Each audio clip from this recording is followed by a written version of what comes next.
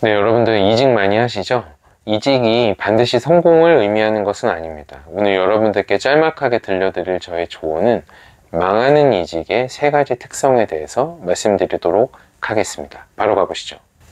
네, 망하는 이직의 첫 번째는 지나친 연봉 인상입니다. 지나친 연봉 인상? 연봉이 인상되면 이직이 성공한 거 아닌가요? 라고 물어보실 수 있는데, 제가 앞에 지나친이라고 했죠. 너무 크게 뛰어가는 연봉은 처음에 들어갔을 때는 좋은데 반드시 대가가 있습니다. 어떤 대가냐면은 연장, 야간, 휴일 근무를 하지 않으면 좀 이상한 사람으로 취급받는 경우도 가끔 있고요. 또 이 연봉이 갑자기 제가 그 기준으로 정해드리는 포인트는 25% 이상이 인상되는 경우입니다. 여러분들께서 현재 만약에 예를 들어서 연봉이 5천만 원이다. 25%면 1250만 원이잖아요. 5천만 원을 받던 사람이 6250만 원으로 가면 좋긴 좋죠. 좋긴 좋은데 연봉을 25% 인상이 됐다라는 것은 그 회사에서 그 다음 단계로 갔을 때는 쉽지 않습니다. 연봉이 동결이 돼서 이직을 할 수도 있고요. 심지어 낮아져서 다시 한번 이직을 하는 경우도 있습니다. 그러니까 이제 시장의 연봉 수준이라는 것이 있어요. 그래서 제가 뭐 한번 영상에서도 언급드린 것 같긴 하는데, 여러분들께서 현재 나의 연차와 나의 직무에서 내가 어느 정도 받는 것이 적절한지를 이직하기 전에 반드시 한번 확인해 보시고, 여러분들께서 받는 연봉 대비 10에서 15% 정도 인상해서 가시는 것이 가장 좋습니다. 뭐 정액적으로는 1000만 원, 뭐 아주 낮으면 300에서 500이 인상이 되더라도 내가 그 인상 수준이 10에서 15%, 최대 20% 정도가 적절하지 25% 정도 너무 크게 인상이 되었을 때는 제가 아까 말씀드린 것처럼 연장, 야간, 휴일 근무를 너무나 당연하게 생각하는 문화가 있을 수 있고요. 그 다음에 그 회사에서 승승장구하면 괜찮은데 다른 회사로 이직할 때 그 다른 회사의 인사 담당자가 그렇게 호락호락하지 않을 수 있습니다. 연봉을 또 올려주지 않을 수 있어요. 그러니까 시장에서 정해놓은 수준이 있기 때문에. 그래서 여러분들께서 연봉을 협상하실 때 지나치게 나의 연봉을 높여준다고 하고 연봉 인상으로 나의 뭐 이직을 설득하는 회사들은 한번 좀 주의를 해보시는 것이 좋을 것 같습니다. 두 번째는 옮기는 회사에 대한 정보의 부족입니다.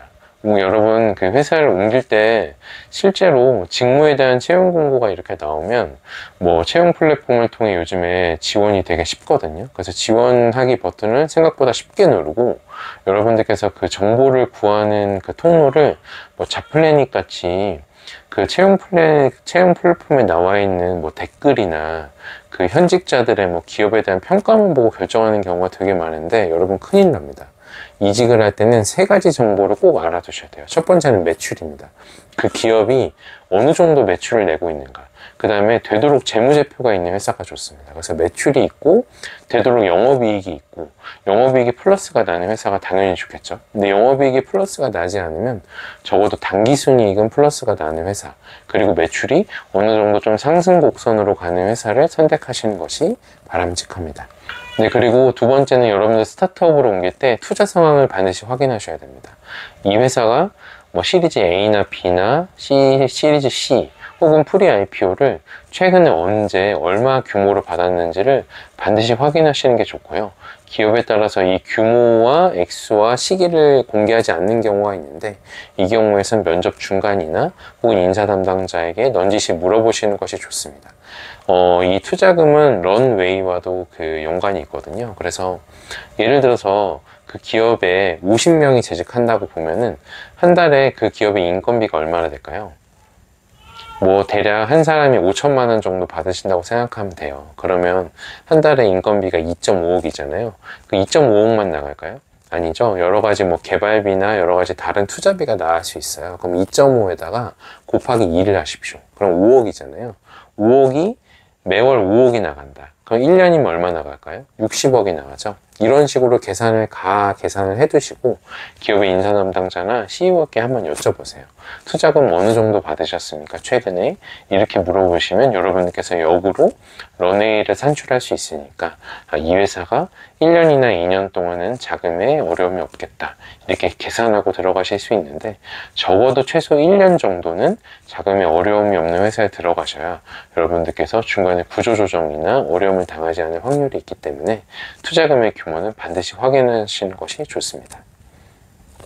네, 그리고 세 번째는 가장 중요한 정보일 수 있는데, CEO에 대한, 그 회사의 최고 경영자 혹은 오너에 대한 정보를 반드시 확인하고 가셔야 됩니다.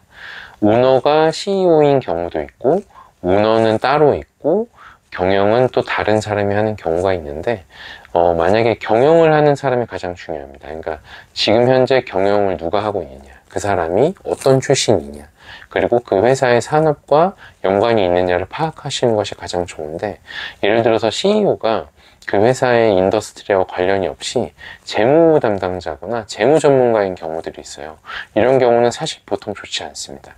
가장 바람직한 경영자는 그 회사가 뭐 예를 들어서 기술 회사다, 그러면 기술자 출신이 좋고, 그 회사가 영업에 강점이 있다, 그럼 영업 출신이 좋습니다. 혹은 그 회사가 뭐 특정 인더스트리다, 그럼 그 특정 인더스트리에 대한 경험이 있는 CEO가 운영하는 회사가 좋습니다. 왜냐하면 그 회사와 산업을 모르는 사람이 경영을 했을 때 실패할 확률이 굉장히 크고요. 재무 책임자들이 이제 경영을 하는 경우에는 대부분 여러 가지 비용 삭감이나 투자를 줄인다거나 이렇게 회사를 그 기업가의 감으로, 그 기업가 정신으로 보는 것이 아니라 숫자적으로 판단하는 경우들이 있기 때문에 좀 어려움이 있을 수 있거든요. 그래서 CEO에 대한 부분도 여러분들께서 잘 판단하시고, 그 오너의 생각이나 가치관들도 잘 한번 판단해 보시는 것이 좋겠습니다. 네, 그리고 세 번째는 자기 정리가 안 된 이직입니다. 자기 정리라고 하면 내가 무엇을 좋아하고, 내가 어떤 산업에서 종사하길 원하고, 내가 어떤 직무를 했을 때 행복한지를 결정하지 않고 돈에 따라가거나, 혹은 지인이 나 이 회사 좋으니까 한번 와봐 라고 했을 때 그냥 옮겨가는 경우들이 생각보다 많이 있습니다. 여러분도 이제 사회인이 되시고 직업인이 되시면은 자신에 대한 정리가 되셔야 돼요. 예를 들어서 내가 HR도 잘할 수 있고, 영업도 잘할 수 있고, 마케팅도 잘할 수 있다 라고 쳐도 그 경험은 사회생활을 시작하시고 3년 이내에 결정하셔야 됩니다. 그리고 3년이 지난 경우에는 내가 마케팅을 잘해도 HR을 선택해야 될 수도 있고, 내가 HR을 관심이 있어도 영업을 선택해야 할 수 있습니다. 그래서 여러분들 진로는 내가 모든 직무를 다 할 수 없습니다. 여러분들께서 자기 정리를 확실히 하시고, 내가 직업으로 선택할 수 있는 직무를 결정하시고, 내가 취미나 관심 있는 직무를 다 이렇게 좀 정리를 하셔서 내가 어떤 직무에 올인하고 어떤 산업군에 올인하는 그런 자기 정리가 되어야지, 내가 이 직무도 했다가 저 직무도 했다가 저 산업군도 갔다가 다른 산업군도 하는 방황이 계속 길어지면 이력서가 점점 지저분해져요. 그래서 여러분들께서 그런 부분들 명심하시고 자신에 대한 정리를 확실히 해두시는 것이 좋겠습니다. 네, 오늘은 망하는 이직의 조건 3가지에 대해서 말씀드렸습니다. 첫 번째는 지나치게 높은 연봉 인상, 제가 25% 넘는 연봉 인상률은 주의하셔야 된다고 말씀드렸고, 두 번째는 옮기는 회사에 대한 정보가 너무 약한 거, 3가지 정보 말씀드렸고, 세 번째는 자신에 대한 정리가 안 된 이직이 상당히 위험하다, 이렇게 여러분들께 말씀드렸습니다. 오늘 제가 말씀드린 사항들 한번 곰곰이 고민해 보시고 이직할 때 한번 떠올려 보시면 좋겠습니다. 여러분 감사합니다.